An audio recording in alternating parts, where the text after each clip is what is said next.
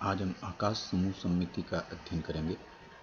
आकाश समूह सममिति के अंदर जो 32 क्रिस्टलोग्राफिक बिंदु समूह हमने देखे थे, उस 32 बिंदु क्रिस्टलोग्राफिक जो पॉइंट थे, उसके अंदर 14 ब्रेवे लैटिस के ऊपर इनको अगर संयोजित करें तो इनके कॉम्बिनेशन से जो 3 डायमेंशन स्पेस बनेगी, उसके अंदर 230 टोटल आकाश समूह बनते हैं।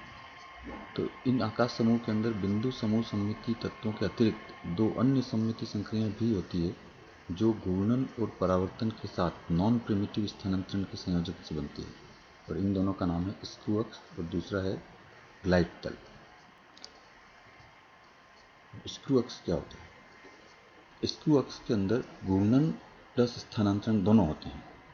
तो जैसे आप एक स्क्रू को घूर्णन कराने पर अपन क्या देखते हैं, जब स्क्रू को अपन घुमाते हैं तो वो साथ साथ में स्थानांतरित भी होता है, वो आगे बढ़ता जाता है। अगर अपन किसी उसको दीवार में लगा रहे हैं तो दीवार के अंदर जाएगा।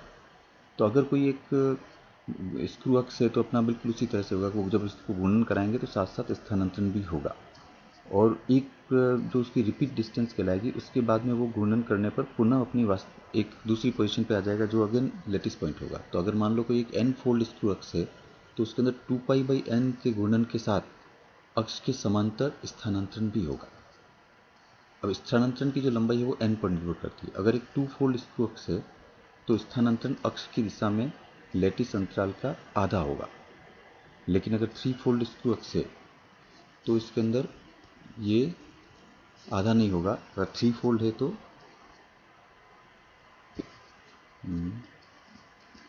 3 फोल्ड के अंदर हो जाएगा 1/3, और अगर 3 फोल्ड है तो 1/3, अगर 4 फोल्ड है तो 1/4, और 6 फोल्ड है तो 1/6 हो जाएगा।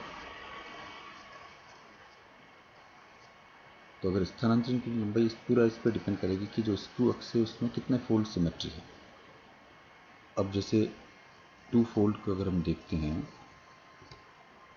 तो सबसे पहले ये बताऊँ, जब हम ये जो आप देख रहे हैं ऊपर, ये स्क्रू अक्ष को एक हेलिक्स की तरह अपन दिखा सकते हैं। जब स्क्रू अक्ष है तो जैसे मान लो अपन स्क्रू को इस तरीके से घुमाना शुरू किया तो उस तरह घूमने के साथ साथ नीचे उतरता जाएगा, या नीचे से अगर अपन कर रहे हैं इधर से घुमा रहे हैं तो ऐसे ऊपर आता जाएगा। अब अपन एक सिंपल सा उदाहरण देखते हैं कि एक स्क्रू अक्ष से कोई एक मॉलिक्यूल्स के ऊपर इसको अपन करके देखते हैं कि जैसे ये मॉलिक्यूल आपको दिख रहा है, इसके अंदर ए जो मॉलिक्यूल है, इस मॉलिक्यूल को अब ये 2 फोल्ड अगर सिमेट्री है तो हम उसको बोलेंगे 2-1 एक्सिस। तो इसके अंदर रिपीट डिस्टेंस है ए से सी।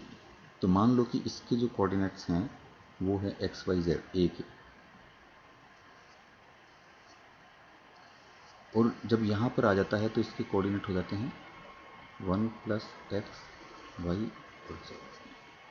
तो ये जो रिपीट डिस्टेंस हो रही, अगर अपन इसका सीधा इसको अगर मान लो इस 2 फोल्ड एक्सिस है, इसको जब अपन 2 फोल्ड मतलब 180 डिग्री से जब घुमाएंगे तो ये जो है वो नीचे आ जाएगा, लेकिन उससे संरचना गाढ़ बंधित नहीं रहेगी। तो लेकिन जब उसको अपन 1/2 इधर खिसकाएंगे यहाँ से यहाँ तक, तो ये बिल्कुल सही जगह पे आ जाएगा, इस पोजीशन पे आ गया। तो यहाँ पर ये इसका जो कोऑर्डिनेट्स हो जाएंगे वो हो जाएंगे 1/2 x + x - y - z।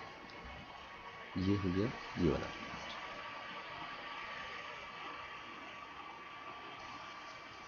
और जब इसके ऊपर वापस अपन यही 2-1 की जो क्रिया करेंगे, इसको फिर एक बार 180 डिग्री से घुमा के और अगर हाफ स्थानांतरित करेंगे सी एक्सिस के सापेक्ष 1/2, तो ये हमको मिल जाएगा सी पॉइंट। तो इस तरीके से ये हो गया 2-1 एक्सिस। अब इसके अपन दूसरी एक्सिस देखते हैं, 3 फोल्ड। अगर अपने पास में 3 फोल्ड सिमेट्री है तो क्या होगा?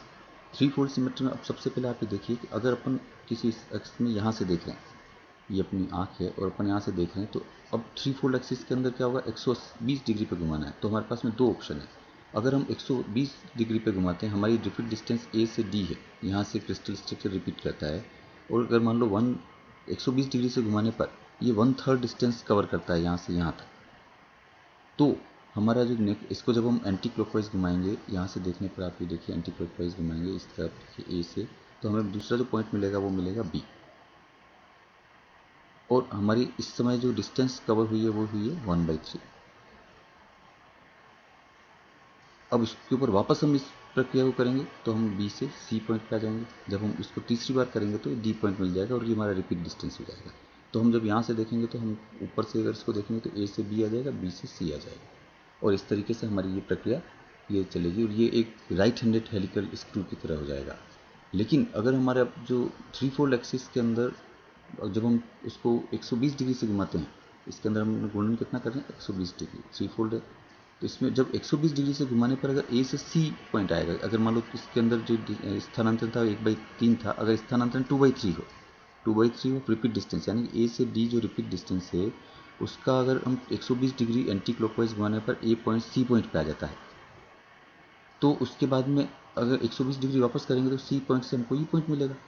लेकिन जब ई पर एक पॉइंट आ गया तो चूंकि हम जानते हैं कि क्रिस्टल तो एक तरह से इन्फिनिटी के अंदर ये चलता रहेगा दोनों तरफ, तो ई पर अगर एक सिमेट्री पॉइंट है या लैटिस पॉइंट है तो बी पर भी सिमेट्री की वजह से एक पॉइंट आना चाहिए।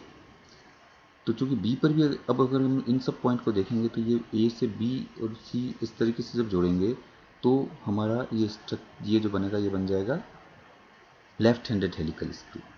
इसके अंदर आप इसको हम 3-2 स्केच बोलेंगे। इसमें सबसे पहले जब ए से हम रोटेट करेंगे तो पहले सी पॉइंट आएगा, उसके बाद ई पॉइंट आएगा, पर ई का एक सिमेट्री पॉइंट बी भी है क्योंकि ये लैटिस सब तरफ से एक जैसी दिखेगी। तो ये 3-2 एक्सिस हो गया, ये था 3-1 एक्सिस। 3-1 एक्सिस के अंदर हमने क्या किया कि तो हमारा थ्री फोल्ड है, इसका मतलब क्या हुआ कि जब 360 डिग्री घुमाने पर 3 लेटिस पॉइंट आएंगे। तो 360 डिग्री में सबसे पहले हमने जब 120 डिग्री घुमाया तो इसकी जो इसने डिस्टेंस कवर की 1/2। लेकिन जब दूसरा अगर मान लो हम देखते हैं कि थ्री फोल्ड एक्सिस है लेकिन उसका ट्रांसलेशन 120 डिग्री घुमाने पर 2/3 हो रहा है, तो हमारा स्ट्रक्चर अलग हो जाएगा। तो एक तरफ हमको अगर राइट हैंड हेलिकल स्क्रू मिलेगा तो दूसरी बार हमको लेफ्ट हैंड हेलिकल स्क्रू मिलेगा। अब हम दूसरा देखते हैं ग्लाइड तल या सर्पी तल क्या है। तो जैसा स्क्रू अक्स के अंदर क्या था कि घूर्णन के साथ में स्थानांतरण हो रहा था, अब यहाँ पर परावर्तन के साथ स्थानांतरण। अब जैसे कि आप इस स्ट्रक्चर के अंदर देखिए, यहाँ पर अगर सिंपल परावर्तन कराते हैं तो ये जो जैसे डार्क कलर से देखिए, डार्क कलर वाला है बिल्कुल इसके ऊपर आ गया, पीछे है तो पीछे ही रहा।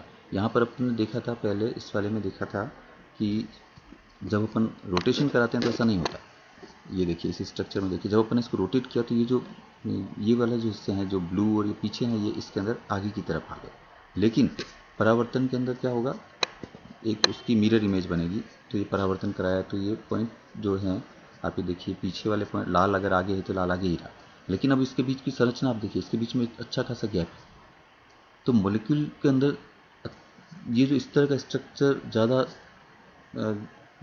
इसमें स्पेस ज़्यादा रहने से ये ज़्यादा अच्छा स्ट्रक्चर नहीं माना जाएगा। लेकिन अगर इसी के अंदर अब यहाँ पर 1/2 से अगर स्थानांतरण हो जाए तो ये स्ट्रक्चर बनेगा।